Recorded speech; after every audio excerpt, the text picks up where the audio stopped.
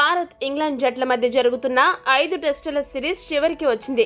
ఆఖరి test match కోసం ధర్మపురి మైదానం సిద్ధంగా ఉంది.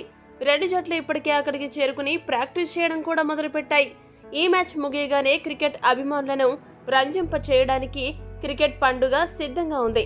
అదే ఐపీఎల్. భారత జట్టు టెస్టులు వరుసగా గెలుస్తోంది కాబట్టి పెద్దగా ప్రస్తావన రావడం లేదు. గానీ ఒకవేళ భారత జట్టు ఓడిపోతూ ఉంటే మాత్రం రోహిత్ శర్మ లేవనెత్తిన అంశంపై పెద్ద స్థాయిలోనే చర్చ నడిచేది.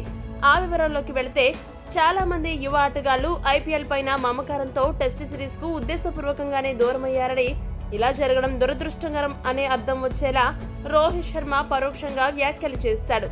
మరి ఐపీఎల్ కూడా నిర్వహించేది బీసీసీఐనే కదా, మరి ఆటగాళ్ల చాయిస్ ను తప్పుపట్టడానికి బీసీసీఐకి ఎంతవరకు నైతికత ఉంటుంది? అందుకేనేమో బీసీసీఐ ఇలాంటి ఆటగాళ్లకు ముక్కుతాడు వేయడానికి నడుం బిగించింది. యువ ఆటగాళ్లు లేదా సీనియర్ ఆటగాళ్లు దేశవాళీ క్రికెట్ ను అలాగే టెస్ట్ మ్యాచ్ ను నిర్లక్ష్యం చేయకూడదనే ఉద్దేశంతో బీసీసీఐ సంచలన నిర్ణయానికి తెరతీసింది.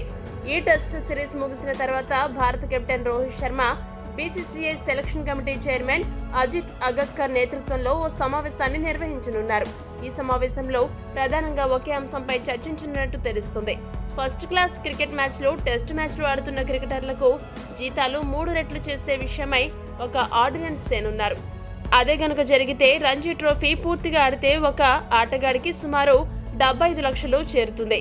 అంటే దాదాపు ఐపీఎల్ ఫీజు సగటుతో సమానం. అంతేకాకుండా సంవత్సరం మొత్తం టెస్ట్ మ్యాచ్ లో ఆడితే సగటున ఆటగాడు దాదాపు 15 కోట్ల వరకు అందుకునే అవకాశం ఉంటుంది. ఈ వ్యవహారంపై పూర్తి వివరాలు ఇంగ్లాండ్ టెస్ట్ సిరీస్ ముగిశాక అధికారికంగా బీసీసీఐ ప్రకటించనుంది. అందుకే తాజాగా ప్రకటించిన ఆటగాళ్ల కాంట్రాక్ట్ జాబితాలో ఎవరు ఎంత డబ్బు తీసుకుంటారు అన్నది ప్రత్యేకంగా ప్రకటించలేదు. ఈ వీడియో కనుక మీకు నచ్చినట్లయితే లైక్, షేర్, కామెంట్ చేయండి. మరిన్ని స్పోర్ట్స్ అప్డేట్స్ కోసం మా ఛానల్ సబ్స్క్రైబ్ చేసుకోండి.